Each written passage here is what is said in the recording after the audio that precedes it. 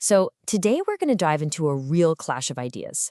On one side, you have a philosophy built on absolute, unshakable belief, this promise that you can think your way to a new reality. And on the other side, you have a method that's all about questioning, about poking and prodding and demanding hard evidence.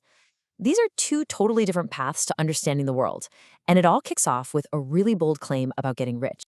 And here it is. This is a quote from way back in 1910. And let's be honest, it's designed to grab your attention, right? It's from a book that doesn't just promise to make you feel better, it promises a literal science to getting wealthy. This single idea is really the foundation of an entire worldview that's built on the power of total 100% certainty. So, let's step into this world of certain thinking. We're talking about the ideas of Wallace Wattles, who was a really influential voice in what was called the New Thought movement. He laid out a method he called the certain way, and the premise was simple. You can, and you will, get rich, but only if you follow his steps to the letter. So how does it supposedly work? Well, this is the core mechanic right here. Wattles believed there's this universal, formless substance all around us. Think of it like cosmic clay. And when you hold a really clear thought, you're basically impressing an image onto that substance, which then forces the physical thing you're thinking about to be created. It's a direct connection from your mind straight to the material world. And it's not just wishful thinking. There's a process. First, you have to get a crystal clear mental picture of what you want, no vagueness allowed. Second, you have to hold on to that picture with absolute, unwavering faith. Doubt is the enemy. But, and this is key, you can't just sit on the couch. You have to act now with what you have and do it efficiently. And finally, and this part's really interesting, you have to add to the world. You have to give people more in actual value than the cash you get back. Okay, and this is the big question that changes everything. How do we actually know if a claim like this is true? I mean, from inside that system, the proof is simple. You follow the steps, you get rich, it works. But what happens when we step outside of that system and ask for a different kind of proof? How do you test something like this? And that question brings us into a totally different universe, the world of clinical psychology and the scientific method. In this world, you don't accept claims based on faith or on a few success stories. Every single idea, no matter how good it sounds or how much you want it to be true, has to be put to the test. And this brings us to a really important term our source introduces, pseudoscience. You know, it's not just about an idea being wrong. It's about an idea that dresses up like science. It uses the language, it sounds official, like calling your book The Science of Getting Rich. But it skips the most important part, providing any real, verifiable evidence to back it up. Now, you might be thinking, okay, what's the big deal? But this isn't just some academic debate. The stakes can be incredibly high. There's a concept called iatrogenic harm, which is a fancy way of saying harm that is actually caused by the treatment or the healer. When unproven ideas are used as therapy, the consequences for people's lives can be absolutely devastating.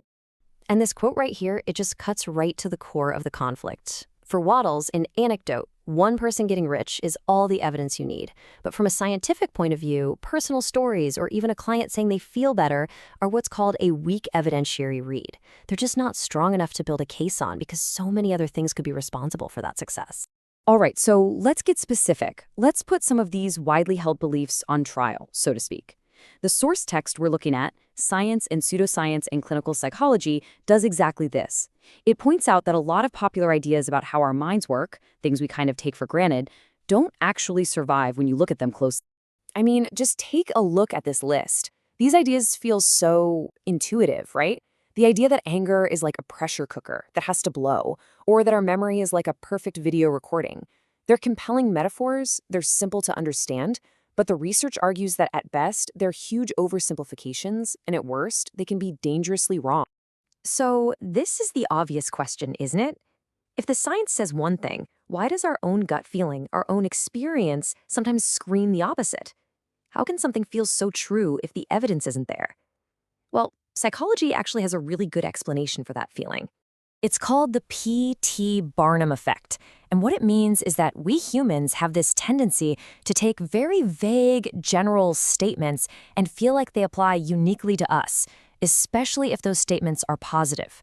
It's the reason why horoscopes can feel so spookily accurate.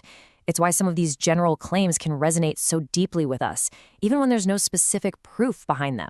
So where does this battle between compelling beliefs and hard evidence have the most serious real-world consequences? You could argue it's in the courtroom, because in a legal setting, telling the difference between scientific fact and junk science isn't just a thought experiment. It can literally be a matter of life and death. So how do courts handle this? Well, in the US legal system, they have a tool called the Daubert standard. It's basically a 4-question checklist for any expert testimony. Can the idea actually be tested? Has it been reviewed by other experts in the field? Do we have any idea how often it's wrong? What's its error rate? And is it generally accepted by the scientific community? It's a filter designed to keep pseudoscience out of the courtroom. And you can see this in action with concepts like battered woman syndrome. Now, our source explains that this term is often used in court to help a jury understand a victim's psychology. But behind the scenes, the science is actually pretty controversial.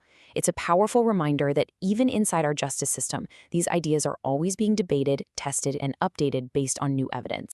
And if you want to understand why this matters so much, just look at this number: 1 out of 3. That's from a landmark finding in 1981, which concluded that when mental health experts tried to predict if someone would be violent in the future, they were only right about a third of the time. Now, methods have gotten better since then, but it's a chilling reminder of the very high price of being wrong. Okay, so we've looked at 2 completely different ways of making sense of the world. One is based on absolute faith in a specific process. The other is based on systematic doubt and constant testing.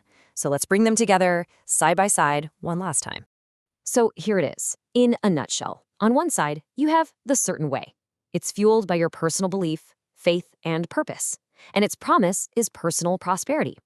On the other side, you have evidence-based practice. It's fueled by data, testing, and peer review. And its promise is a reliable, validated process that we can trust to work for most people. And that really leaves us with a final question, and this one's for you to think about. Look, the power of our own belief to drive our actions, that's undeniable. It's a huge part of being human. At the same time, the scientific method is hands down the best tool we've ever invented for figuring out how the world really works. So in our own lives, how do we find that balance? How do we harness the incredible power of belief without letting go of the essential wisdom of evidence?